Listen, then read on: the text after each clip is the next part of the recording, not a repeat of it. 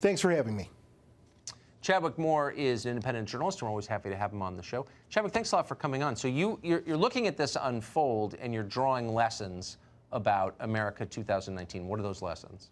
Well, he may have, Jussie Smollett may have spent 18 hours stuffing envelopes, but I believe his true community service was getting all the attention off of the Russia probe today.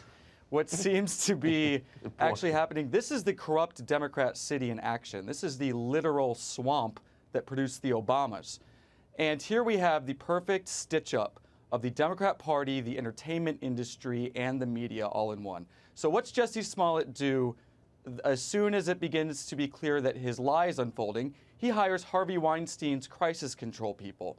And then he hires Mark Garaglos, whatever his name is, the attorney who works for CNN, who is Michael Jackson's attorney, who is Chris Brown's attorney, a man who makes a career getting pedophiles and wife-beaters off the hook. And then we realized that not only did Smollett grow up in a communist household with ties to the Black Panthers, but he also works with Kamala Harris. Kamala Harris was one of the first Democrats to jump on this hoax, this obvious hoax, to use it to advance her own political agenda. And then also on the other side of the political spectrum, you have Kim Foxx. So you have Kim Foxx, who Kamala Harris was her mentor. Kim Foxx's campaign was funded by George Soros. We know this now. And all it takes was a phone call from the Obamas for her to drop this prosecution. This is the reason why President Trump won. And this is the reason why President Trump will win again. It's not because Russians are, hiding in your cereal bowl, and it's not because there's Nazis running around and white supremacists. It's this level of corruption. It's this evil level of corruption on the Democratic Party that everyone sees. And, people may be dismayed by this, but I don't think they will be dismayed in November 2020.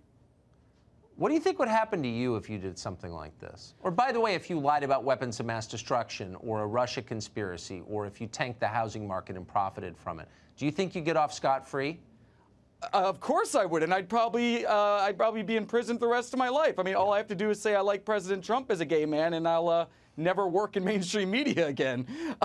This man has every privilege afforded. Jussie, can I have some of your privilege? I would love that kind of privilege. Meanwhile, look at all the damage he caused, right? Look at all the money wasted, all the man-hours wasted from the Chicago Police Department, who did a terrific job.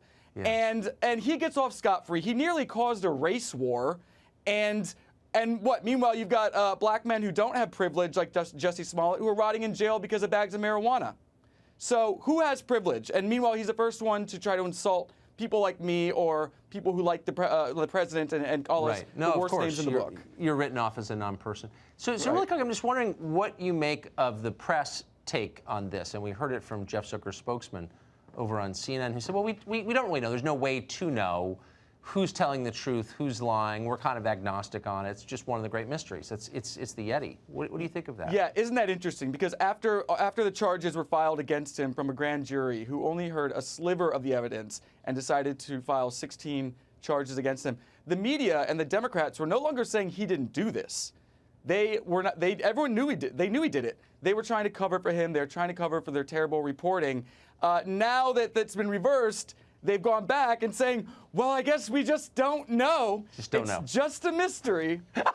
just waiting for some evidence, I guess. Just waiting, but we'll never know. We really can't pass judgment on it. That's we'll right. Never know. We're newsmen here. It's like Roswell. It's like aliens. Yeah, we'll just never know. It's hilarious. Chadwick Moore, thank you very much.